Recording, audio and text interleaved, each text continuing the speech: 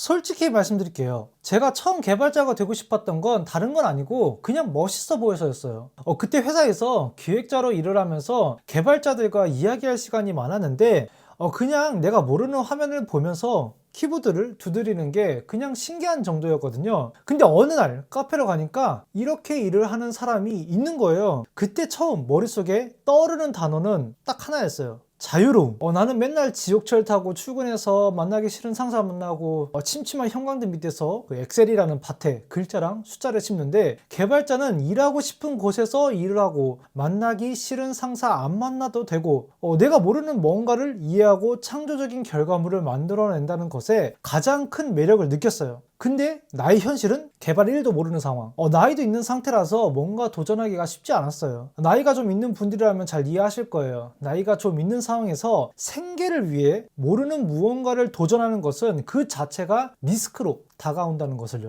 그래도 지금이 아니면 기회가 없을 수도 있다는 생각에 시작하기로 했지만 어떻게 해야 개발자가 되는지 모르겠더라고요. 이때 많은 사람들이 먼저 든 생각이 바로 학원을 다니자예요. 우리가 학교를 다니면 학생이라는 신분이 되듯이 학원 같은 데를 다니면 자연스럽게 개발자가 되는 줄 알았어요. 그리고 무슨 자격증 같은 게 있다면 자격증을 따면 개발자가 되는 줄 알았어요. 제가 몰라도 너무 몰랐죠. 근데 제가 몰랐던 이유가 있었어요. 바로 알려주는 사람이 없었기 때문이에요. 여러분, 부의 되돌림이라는 되물림이라는 말 들어본 적 있으시죠? 지식의 되물림이라는 말도 있어요. 당시 저는 지식을 되물려 줄 사람이 주변에 없었거든요. 물론 핑계일 수도 있지만 지식을 되물려 줄 사람이 주변에 한 사람이라도 있었다면 적어도 개발자가 되겠다고 헛수고한 시간을 줄일 수는 있었다고 생각해요. 지금 와서 제가 알게 된 건 개발자는 그렇게 되는 게 아니라는 거예요. 그럼 어떻게 해야 할까요?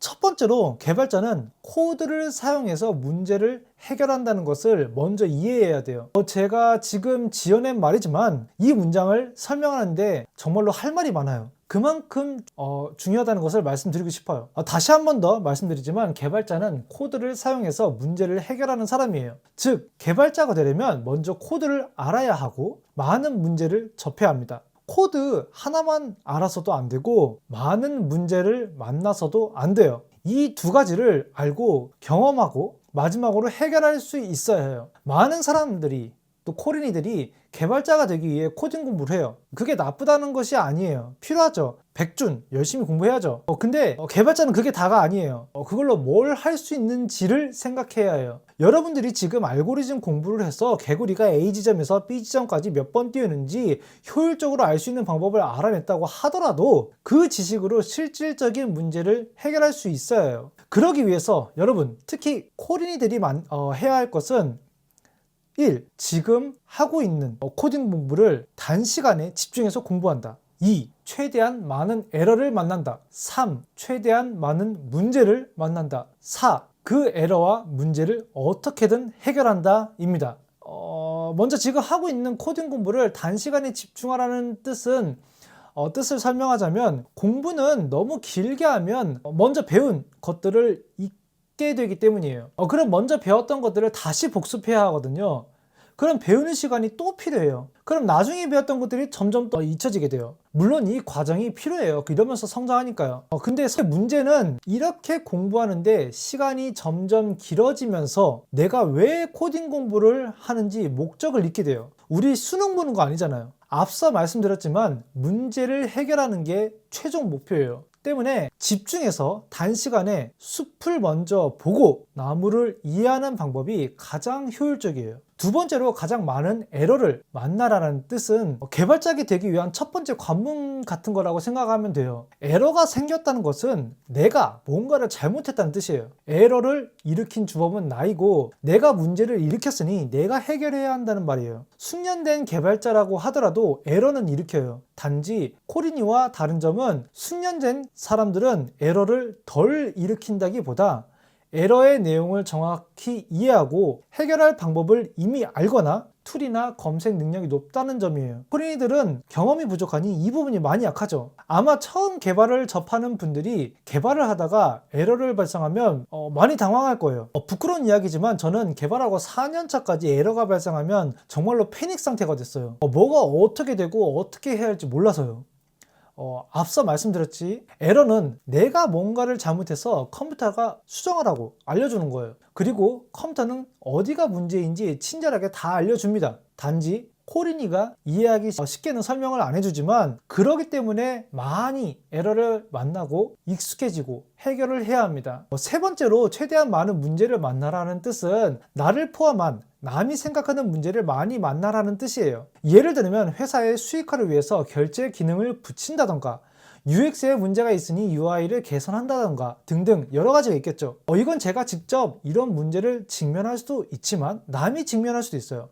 중요한 건 이러한 문제를 최대한 많이 만나는 거예요. 그러면 사회가 가지고 있는 문제, 회사가 가지고 있는 문제, 시스템이 가지고 있는 문제, 유저가 가지고 있는 문제, 내가 가지고 있는 문제로 나눌 수 있어요. 우리가 수능 볼 때 그랬잖아요. 많은 예문을 풀다 보면 비슷한 유형의 문제가 나왔을 때 이전보다 더 쉽게 문제를 풀 수 있었잖아요. 그와 비슷한 거예요. 개발을 하다가 나와 남이 생각하는 문제를 많이 만나면 만날수록 나의 실력을 높일 수 있는 확률이 높아져요. 그리고 마지막으로는 이렇게 많은 에러와 문제를 코드를 사용해서 해결할 수 있어야 해요. 조금 더 매니지먼트적인 관점에서 생각을 하자면 코드를 사용하지 않고도 해결할 수 있는 능력도 필요한데, 일단 지금은 그 부분을 생각하지 않고 말씀드릴게요. 아무튼 이렇게 많은 에러와 문제를 코드를 사용해서 해결할 수 있다면 여러분은 이미 개발자가 된 거예요. 제가 이 영상에서 정말 하고 싶었던 말이 이거예요. 이 영상을 준비하면서 솔직히 제가 언제부터 개발자가 되었는지를 다시 한번 더 생각하게 되었는데요. 솔직히 잘 모르겠더라고요. 개발 공부를 한 시점부터인지, 아니면 실제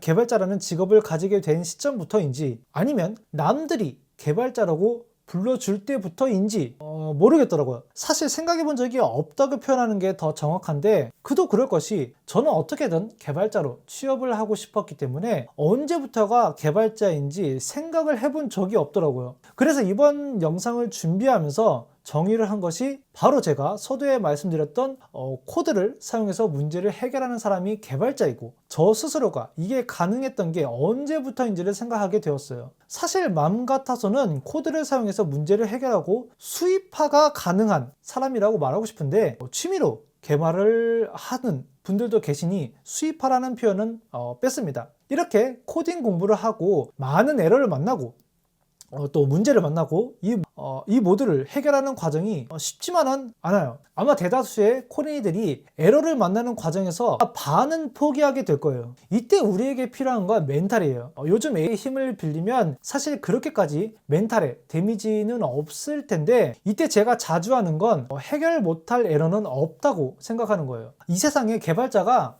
세보진 않았지만 수억 명 있을 텐데, 누군가는 나와 같은 문제를 경험했고 해결했겠지 하고 생각을 해요. 그리고 개발자는 공유하는 거 좋아하니까 본인들이 해결한 거 자랑하려고 스택 오버플로어나 블로그 같은 데 올려놓거든요. 그럼 저는 그런 거 찾아보면 해결할 수 있게 돼요. 물론 AI의 힘을 빌려도 되고요. AI의 힘을 빌리는 게 저는 나쁘다고 생각 안 하는 편이에요. 제가 1년 넘게 코파일럿을 써봤는데 솔직히 너무 편하더라고요. 조금 과장되게 표현해서 타이핑할 일이 반 이상 줄어든 것 같더라고요. 모르는 에러도 빨리 해결할 수 있었고요. 그렇다고 해서 멘탈 관리가 덜 중요하다는 것이 아니에요. 문제라는 게 언제 어떻게 생길지 모르니까 문제잖아요. 아무리 AI가 좋다고는 하지만 현업에서 일하다 보면 AI가 만능은 아닐 때도 많았어요. 그러니 에러나 문제를 만나게 되면 반드시 길은 있다는 생각을 하고 긍정의 마인드를 가져야 합니다. 또 개발자가 되기 위해서 뭐부터 시작해야 하는지 궁금해하는 분들이 계시는데, 대부분의 선배 개발자들이 파이썬을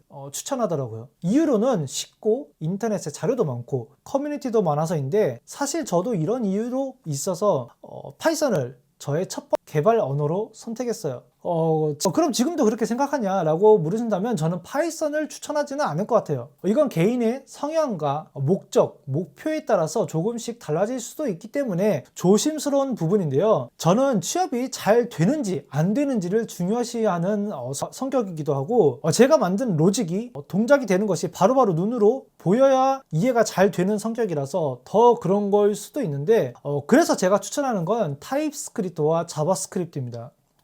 2023년 기준 일본에서 가장 많이 사용되고 있는 언어는 타입스크립트와 자바스크립트로서 각각 29.6%와 41.8%입니다. 많이 사용되고 있다는 것은 그만큼 수요가 있다는 뜻이고 수요가 많다는 뜻이죠. 내가 아무리 개발을 잘해도 내가 사용하는 언어가 사회에서 잘 안 쓰이거나 취업문이 좁은 언어라면 지식만 갖춘 백수잖아요. 그런 의미에서 브라우저에서 로직의 움직임을 바로바로 알 수 있고 취업도 잘 되는 타입스크립트와 자바스크립트가 일본에서 살고 있는 저에게는 가장 좋은 언어였어요. 한국은 아직 조사를 못했는데 개발 공부를 이제 막 시작할 때 어떤 언어를 선택해야 하는지 모르신다면 저와 같은 기준을 잡는 것도 나쁘지 않다고 생각해요. 개발자가 되겠다고 하더라도 일단 돈을 벌어야 추석 때 가족에게 용돈이라도 줄 수 있잖아요. 참고로 일본에서 연봉이 높은 언어는 사실 고나 파이썬입니다.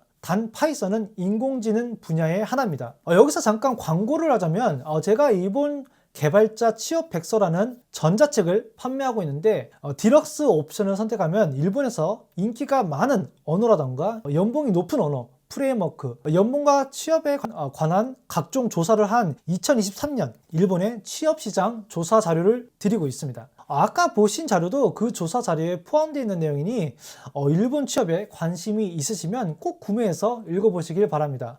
디럭스를 구매하시면 추가로 일본 이력서 샘플과 직무 경력서 샘플을 드리고 있으니 이 기회 놓치지 마시고 꼭 구매해보세요. 구매 링크는 영상 설명란에 달아놓을 테니 참고해주세요. 제가 그랬지만 코린이들이 오해하는 게 하나 있는데 어디 부트캠프를 마치거나 자격증을 따면 개발자가 된다는 환상을 가지고 있는 거예요. 이건 마치 초등학교 6년을 마치면 자연스럽게 중학생이 되고 중학교 3년을 마치면 자연스럽게 고등학생이 되는 것처럼 이해하는데 전혀 그렇지가 않아요. 개발자는 시간이 지나면 자연스럽게 개발자가 되는 것이 아니라 내가 노력을 해야 이루어지는 거예요. 어느 직업이든 마찬가지겠지만 개발자도 스스로 어느 정도 노력을 해야 인정도 받고 돈도 벌 수 있어요. 그리고 경우에 따라서는 그 노력에는 많은 고통이 있을 수도 있어요. 멘탈이 깨진다던가 또 상사한테 깨질 수도 있겠죠. 하지만 그 모든 것들이 병아리가 되기 위해 아래서 성장통을 겪는 과정이라고 생각하고 조금만 희망을 가지고 하나씩 문제를 해결해 나간다면